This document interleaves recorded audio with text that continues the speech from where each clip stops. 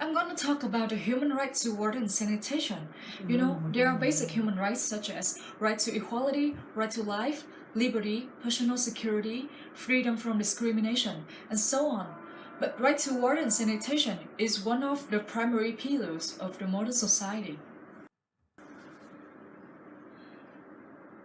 However, there is a growing concern about equal right to water and sanitation, in spite of the fact that it is recognized as a vital component of all the human rights. According to the World Health Organization, 844 million people don't have access to clean drinking water, and 2.6 billion people don't have basic sanitation. It means there are 2 out of 5 people being affected by the shortage of clean water. Sanitation is a primary reason for this problem. It's globally estimated that 1/3 of people have to use a drinking water source that has been contaminated with feces. 1.5 million children under the age of 5 and 4.4 million children in the school age die every year from diarrheal diseases because of unclean water, sanitation, and hygiene. A child dies from diarrhea per minute, though this kind of disease is completely preventable.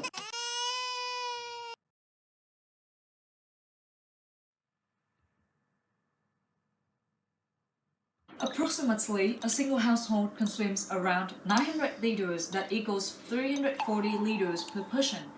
There is a different level of clean water accessing across the globe.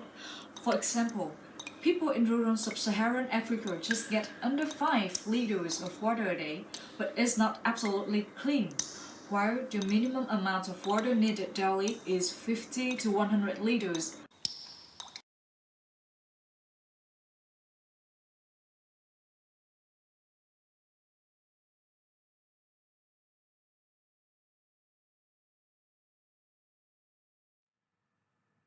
Even worse, most women in sub-Saharan Africa spend more than 40 billion hours working to collect water from water sources every year.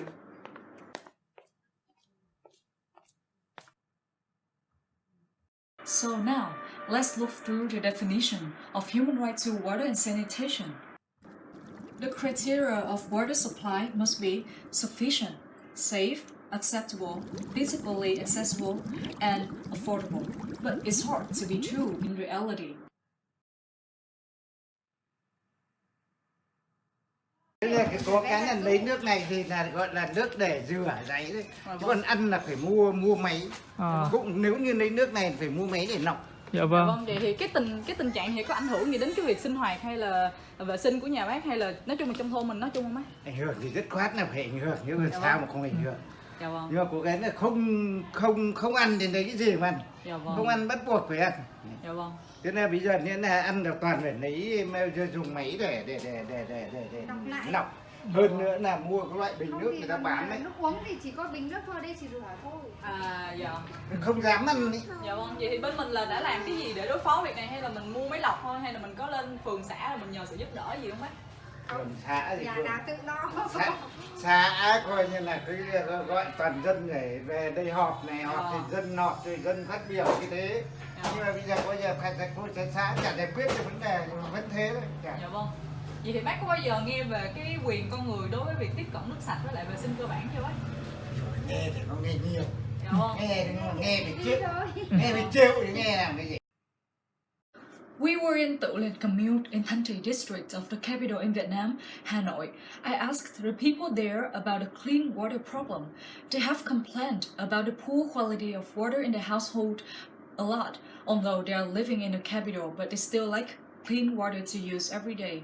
Many of them have heard about the human right to water and sanitation many times, but they still don't know what they should do and how they can fight for their rights.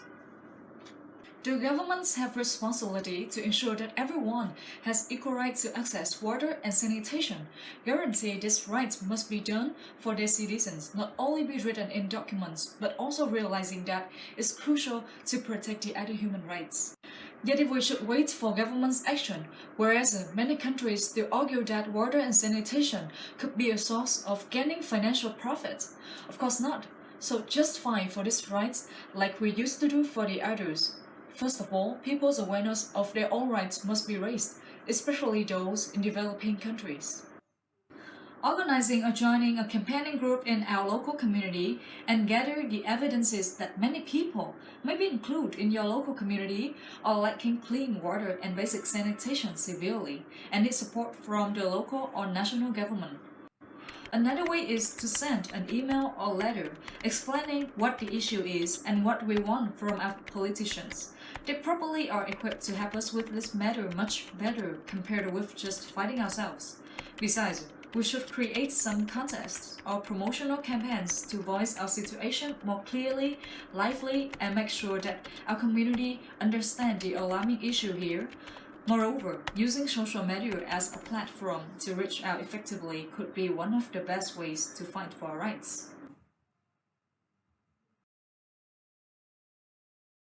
Let it go.